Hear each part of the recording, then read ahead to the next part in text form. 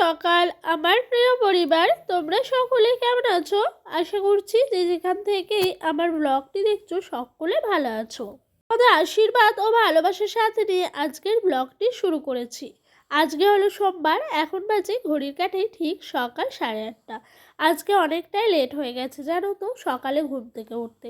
তাই আজকে লেট হয়ে গেছে বলে আর সকাল থেকে ব্লগটা শুরু করিনি, একটু বেলার দিকেই শুরু করলাম। এই যে আমার লেট হয়েছে বলে বাড়ির সকলেরই লেট হয়েছে। মানে কি বলতো, আমি উঠে সংসারের কাজগুলো যদি একটু তাড়াতাড়ি করে নিই, সকলেও দেখি ছটপট করে উঠে পড়ে। তবে আমার লেট হয়ে গেছে কাজকর্মগুলো সারতে, তাই সকলে উঠে একটু দেরি হলো সমস্ত কিছু গুছিয়ে নিতে। তবে ডোডোকে স্কুলে পাঠাবো বলে ওকে আগেই ঘর থেকে নিয়ে এসেছিলাম, ব্রাশ করাচ্ছিলাম, আমি কাজ করছিলাম একদিকে, আর ওকে ব্রাশটা করিয়ে মুখ ধুয়ে নিয়েছি। আর এইদিকে ওকে একটু হরলিক্স খাইয়ে দিলাম, খাওয়ানোর পর ওকে একটু সুন্দর করে রেডি করে দিচ্ছি। তবে কি জানো তো, ও শান্তভাবে এক জায়গায় দাঁড়িয়ে রেডি কখনোই হয় না। এটা কি ওটা কি এই সমস্ত জিনিসগুলোই চলতে থাকে। তো ওকে রেডি করিয়ে একদম স্কুলে পাঠিয়ে দিলাম। এতে করে কিন্তু 1 ঘন্টা বা 1.5 ঘন্টা মতো আমি নিশ্চিন্তে থাকবো, সংসারের কাজকর্মগুলো একটু ঝটপট করে নিতে পারবো। তো এই দেখো, খেয়াল করেছো সকালে বাসি নাইটিটা ছেড়ে দিয়েছি, আর এই যে কালকেকার যে বাসি নাইটিটা ছিল সেটা এখন কাঁচা ধোয়া করে নিচ্ছি। কাঁচা বলতে সার্ফ দিয়ে কাচিনি, একেবারে জল দিয়েই জল কাঁচা করে মেলে দেবো ভাবছি। ওইদিকে জানো, সংসারের সমস্ত কাজ সেরে নেওয়ার পর যখন এই সমস্ত বাসি কাপড় চোপড়গুলো না ধোয়া হয়, ফেলে রাখা হয়, ততক্ষণ মনে হয় যে নিশ্চিন্তে হতে পারছি না।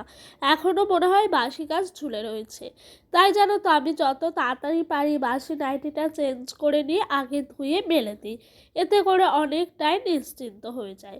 তো ওই দেখো, এদিক দিয়ে আমার বাসি নাইটিটা ধোয়া হয়ে গেল। এখন সোজা চলে যাচ্ছি মাঠের পাশটায় মেলে দিতে। নাইটিটা মেলে দেখো এদিকে চলে এসেছি। কালকেকার বিকেলবেলায় এখানে এই যে ডাটাগুলো একটু বাতাসের মধ্যে দিয়েছিলাম। বাতাস বলতে রাতের কুয়াশা, তার সাথে বাতাস বয় তার জন্য। তো তাও শুকিয়ে গেছে। ওই ডোডোর বাবা কালকে বাজার করে আনার পর থেকেই শাকগুলো শুকনো শুকনো ছিল। তো ডোডোর বাবাকে আনছে, দেখো শাকটা পুরো শুকিয়ে গেছে। ভেবেছিলাম কালকে যাও বা একটু তাজা ছিল যে পাতাগুলো নেওয়া যাবে, আজকে তো মনে হচ্ছে না, এই পাতা আর নেওয়াই যাবে না। তবে জানো তো, আমি না বিয়ের আগে আমার মায়ের হাতে এই শাকের পাতাগুলো বাটা খেতাম, ভীষণ ভাল লাগতো খেতে। তো ওই দেখো, ওই দিক দিয়ে কিন্তু আমার সমস্ত কাজকর্ম হয়ে গেল, আর এইদিকে সোজা ঘরে চলে এসেছি। ঘরটাকে এবার পরিষ্কার পরিচ্ছন্ন করব। জানো তো, ঘরের সৌন্দর্য তখনই বের হয় বেশি ফুটে যখন বিছানাটা সুন্দরভাবে পরিপাটি থাকে।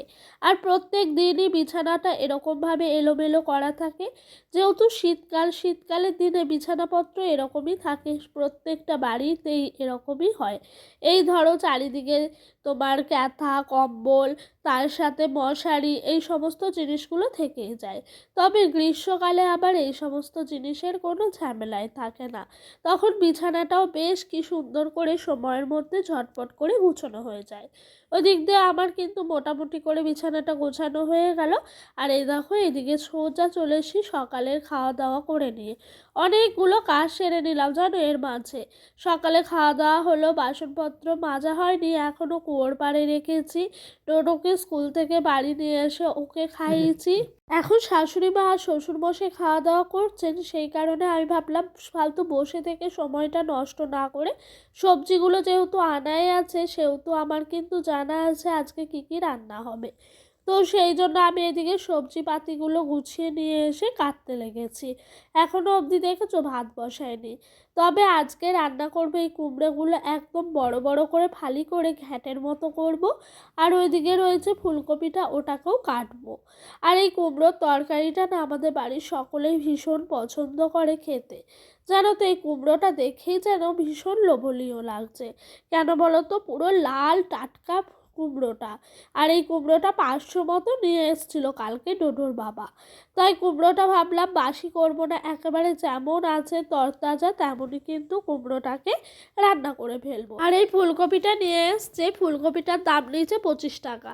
ফুলকপিটা আজকেই করে নিচ্ছি, কারণ ফুলকপিটা একটু কালো কালো হয়ে যাচ্ছে। আজকের দিনটা যদি রেখে কালকে করতে যেতাম তাহলে ফুলকপিটা আরোই বেশি করে নষ্ট হয়ে যেত। সেই কারণে ফুলকপিটা আজকেই কিন্তু কেটে পরিষ্কার করে করে নেব। তবে এখনের ফুলকপি খেতে ভীষণ টেস্টি লাগে জানো তো।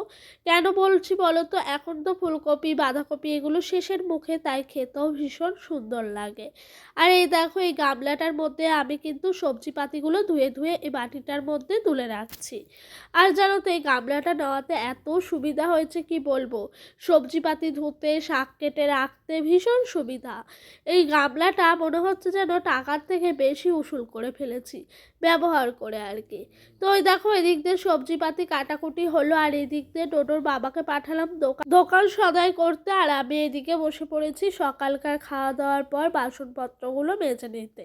তবে এখন বেশ রোদ্দুরটা গায়ে লাগছে, বেশ আরাম করে বাসনগুলো মাজা হচ্ছে। তবে এর পরে এই রোদ্দুরটা আর নেওয়া যাবে না। এই রোদ্দুরটা নিতে গেলে এতটাই কষ্ট হবে কি বলবো। আর ওইদিকে সকালেই তো সমস্ত জামা কাপড়গুলো রোদ্দুরে দিয়ে দিয়েছি সমস্ত জায়গায়।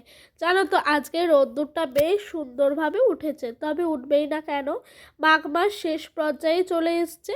এরই পরে ফাল্গুন মাস, আর ফাল্গুন মাস আসা মানে গরমের আগমন। তো যাই হোক, এদিক দিয়ে আমি কিন্তু সমস্ত বাসনগুলো ধোয়া মাজা করে নিলাম ঝটপট করে। তো ওইদিকে দেখি বাসনগুলো মাজতে মাজতে টোটোর পাপাও কিন্তু হাজির হয়ে গেছে। তো আমার বাসনপত্রগুলো মাজা দেওয়া হলো, এখন ঘরে নিয়ে এসে জায়গা মতো রেখে দেবো। আর জানো তো, আজকে না টোটোর স্কুল থেকে খিচুড়ি দেয়নি, আজকে ভাত দিয়েছে, আলু মুসুরির তরকারি দিয়েছে, তার সাথে দিয়েছে ছাতুর গোল্লা। এই ছাতুর গোল্লা আমাদের সময় কখনোই দেয়নি, এখন আবার দেখছি ছাতুর গোল্লা দিচ্ছে। তবে জানো তো, ডোডোর স্কুলে প্রথম প্রথম যখন ও 1-1.5 বছর ছিল তখন ছাতুর প্যাকেট দিত, কিন্তু আজ থেকে আবার দেখছি ছাতুর গোল্লা বানিয়ে দিচ্ছে। তবে ডোডোর বাবা বলছে ওদের সময় নাকি স্কুল থেকে এরকমভাবে ছাতুর গোল্লা দিত পাকিয়ে পাকিয়ে, আর সকলেই খেত। তবে আমি একটু মুখে নিয়ে দেখলাম যে ছাতুর গোল্লাটা কীভাবে মাখিয়েছে, মানে নুন দিয়ে নাকি চিনি মিষ্টি কিছু দিয়ে। তো তারপর আমি মুখে নেওয়ার পর দেখছি একেবারে মিষ্টি। আমার আবার ভাল লাগে না জানো তো এভাবে ছাতুর গোল্লা খেতে। তো ওইদিকে চালটাও ধুয়ে নিলাম, চালটা ধুয়ে নিয়ে হাঁড়িতে দিয়ে দিচ্ছি। আর ডোডোর বাবাকে বলছে 1 বোতল জল এনে দাও না, আমার ভীষণ জল তেষ্টা পেয়েছে। ও আমাকে ঘর থেকে এই জলের বোতলটা এনে দিল। আর এরই মধ্যে রান্না শেষ পর্যায়ে এসে পৌঁছিয়েছে। প্রথমে ভাতটা করে নিলাম, তারপরে করে নিয়েছি তোমার কুমড়োর তরকারিটা, আর লাস্টে বসিয়েছি ফুলকপি দিয়ে আলু দিয়ে তরকারি। আর দেখো, উনুনের আঁচটা এখন কি সুন্দর করে গনগনিয়ে উঠেছে।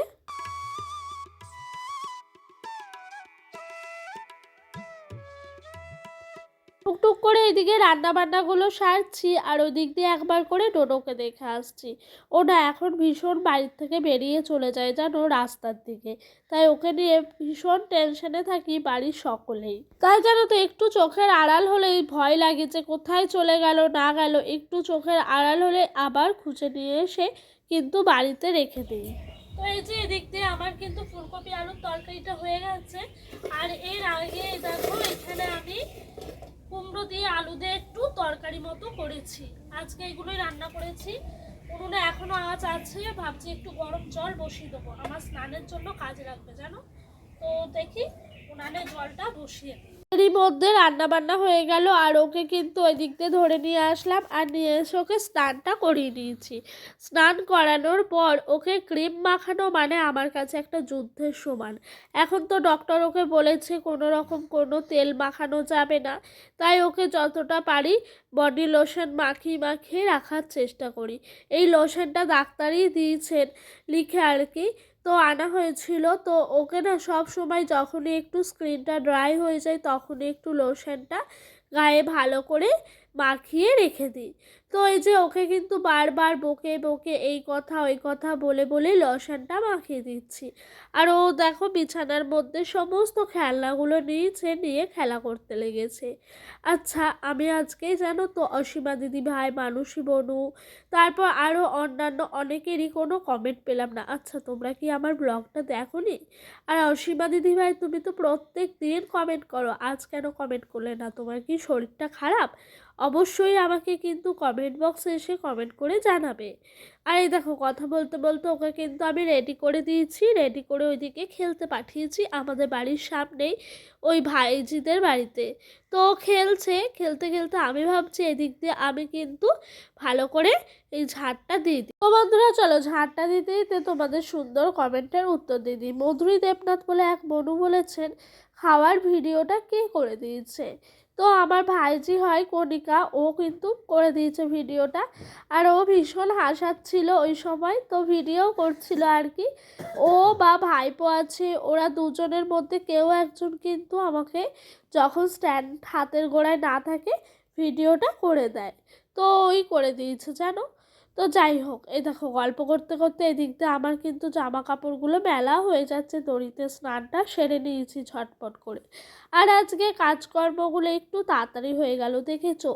দেরি করে ঘুম থেকে উঠলাম, সংসারের কাজগুলো দেরি করে করে করলাম, তবে দেখো স্নানটা আবার কি তাড়াতাড়ি হয়ে গেল অন্যান্য দিনের তুলনায়। অন্যান্য দিন সকালের মধ্যে বেশ তাড়াতাড়ি কাজ হলেও বেলা হয়ে যায় স্নানটা সারতে। যাই হোক, স্নানটা সেরে নিয়েছি। ডোডো এখনও অবধি খেলা করছে। এদিকে আমি মুখে ক্রিমটা ভালো করে মেখে সিঁদুরটা পরে নেবো, তারপরে ওকে খাইয়ে দেবো। আর এখান থেকেই ওর আওয়াজ শুনছি, ও উঠানের মধ্যে খেলছে আর ভীষণ দুষ্টুমি করছে। তো এই দিক দিয়ে আমি কিন্তু তাড়াতাড়ি করে সমস্ত কিছু গুছিয়ে নিচ্ছি যাতে করে ওকে একটু তাড়াতাড়ি করে খাইয়ে নিতে পারি।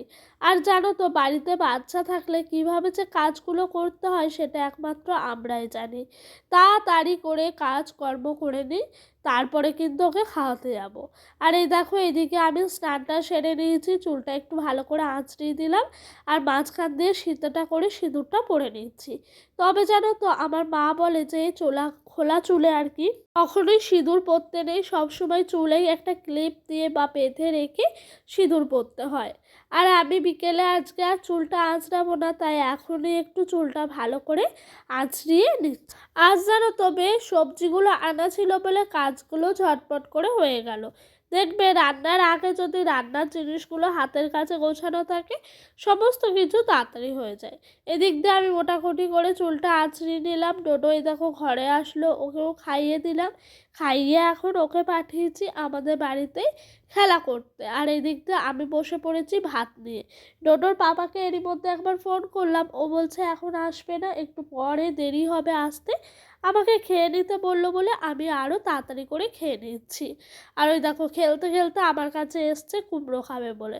তো আমি বলছি বস বাবা, কুমড়ো দেবো। ও বসবে না, ওই দাঁড়িয়েই কুমড়ো খাবে। তবে আমার পাতে দুটো লঙ্কা দেখে ওর হয়ে গেছে, ছুটে চলে গেছে। আর এই খেলনাগুলো আমি সকালবেলা বের করে দিয়েছি বাইরে, যাতে করে ও একটু খেলতে পারে। এক এক সময় এক এক রকম নেশা ওঠে, কখনো বলবে গাড়ি চালাবো, কখনো বলবে খেলনা নিয়ে খেলবো, আবার কখনো বলবে তোমার খেলতে যাব। তো সেই জন্য ওর যখন যা বায়না তখন তাই মেটানোর জন্য এদিক দিয়ে আমি খেলনাগুলো সমস্তটাই রেখে দিয়েছি। আর আজকে আমার শরীরটা ভীষণই খারাপ, একটুও ভাল লাগছিল না জানো। তাই জানো তো সেরকমভাবে আমি কিছুই করছিলাম না। মানে রান্নার পর খাওয়া দাওয়ার পর মানে প্রত্যেক দিনের যে এনার্জিটা থাকে কাজের প্রতি, সেই এনার্জিটাই মনে হচ্ছে আজকে নেই। মনে হচ্ছে যেখানে দাঁড়িয়ে থাকবো সেখানেই দাঁড়িয়ে থাকি, যেখানে বসবো সেখানেই বসে থাকি, উঠবো না, এরকমটা মনে হচ্ছে। তো আমার কিন্তু এখনো অনেক কাজ আছে জানো, জামা কাপড়গুলো সব তুলবো, সমস্ত কাজকর্ম গুছিয়ে একেবারে শুয়েছিলাম। আর উঠেছি একেবারে 7টার সময়। উঠে ডোডোকে একটু খাইয়ে দিলাম, তারপর ওকে ঘুম পাড়ালাম। পাড়ানোর পর আবারও আমার যা যা ফোনের পেছনে কাজ থাকে সেগুলো সেরে নিলাম, তারপর রাতের জন্য মুড়ি মাখিয়ে নিই। তো বন্ধুরা আজকের মতো এখানে বিদায় নিচ্ছি। তোমরা সকলে ভালো থাকবে, সুস্থ থাকবে, নিজেদের শরীরের খেয়াল রাখবে। আবারও দেখা হবে নতুন একটা দিনের সাথে, নতুন একটা ভিডিওর সাথে। আর পুরনো নতুন বন্ধুরা আমার পাশে থেকো, এটুকুই অনুরোধ।